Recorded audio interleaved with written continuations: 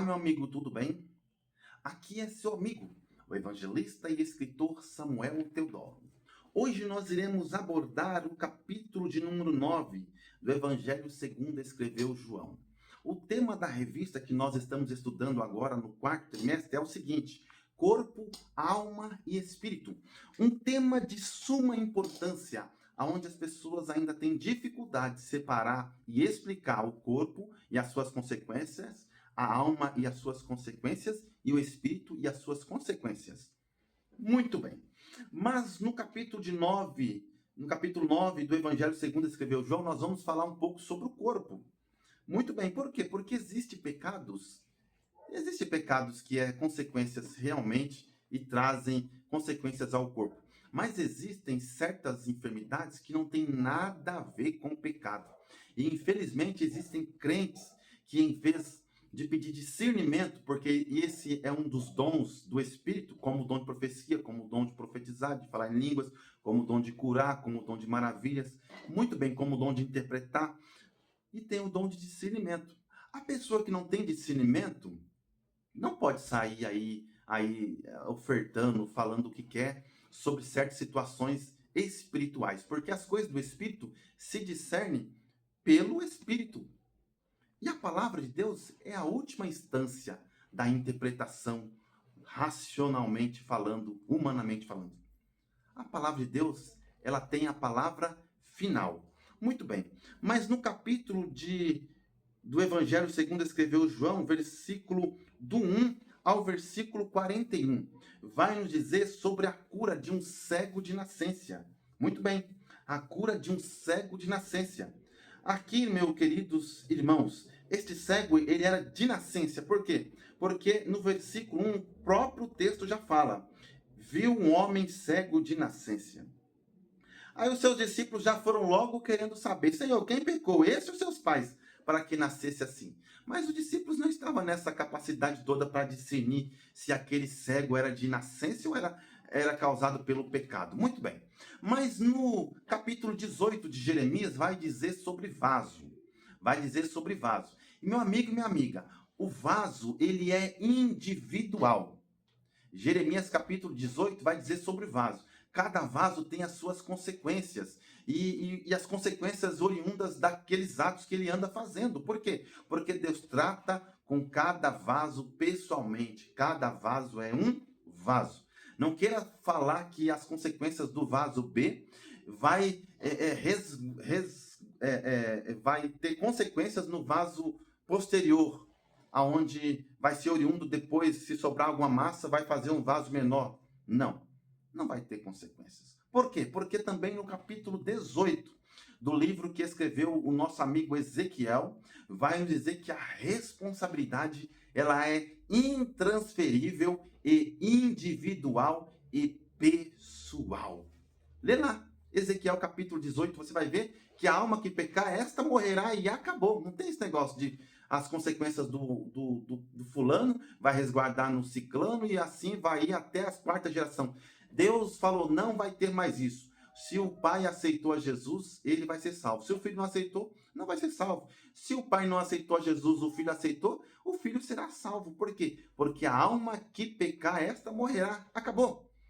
E a salvação é universal. Aquele que aceitar a Jesus e confessar ele como seu salvador, esse será salvo. Acabou esse negócio de as consequências vai ter até a quarta geração. Não tem isso mais na Bíblia.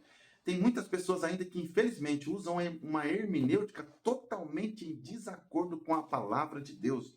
Não existe. O que eu creio que existe, você sabe o que quer dizer? Não está isso escrito na Bíblia explícito, mas tem muitas pessoas que não cuidam muitas das vezes do seu corpo. Não dorme direito, não come direito, tem defasagem ali de alimentação, às vezes faz coisa com o corpo antes de conhecer a Cristo, e isso traz consequência mesmo após a sua conversão. Por quê? Porque ele vivia uma vida devasta, vivia uma vida totalmente em desacordo com a palavra de Deus, mas aí ele aceitou Jesus. E essas consequências que antes dele aceitar Jesus, vai trazer sequelas, mesmo após a sua conversão. Às vezes vem infarto, às vezes tantas coisas oriundas do comportamento que ele tinha antes de aceitar Jesus com o seu corpo. Então, muito bem, mas esse negócio de um certo determinado grau de parentesco vai atingir até a quarta geração, isso não existe mais na Bíblia Sagrada. Se isso existisse, coitado de Paulo. Se isso existisse, coitado de Tiago. Se isso existisse, coitado de Pedro. Se isso existisse, coitado dos discípulos dos apóstolos de Jesus, porque quase todos os seus parentescos, grau parentesco, não tinha nada a ver com o evangelho. Eram pessoas totalmente em desacordo com a palavra de Deus. E se nós pegarmos até mesmo a linha ali, né, da genealogia de Cristo, tem pessoas ali que totalmente em desacordo com a Bíblia, mas Deus honrou. O último foi quem? Foi Jesus. Não é isso? Foi da geração de Davi? Muito bem. Então, mas o que me traz aqui também a nós exaurimos, mentalizar esse pensamento? Que Jesus ele curou no sábado, né? Olha que Jesus fez o milagre no sábado. E no sábado não podia fazer esse tipo de milagre.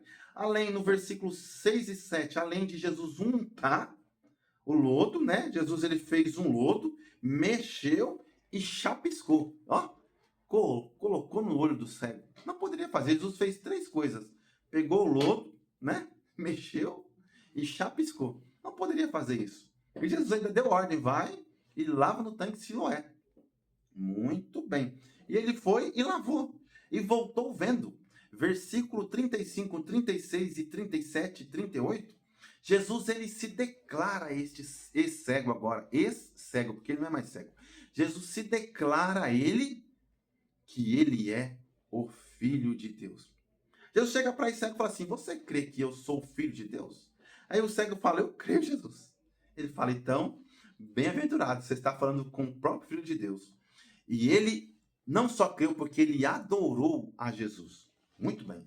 No livro de Davi, né?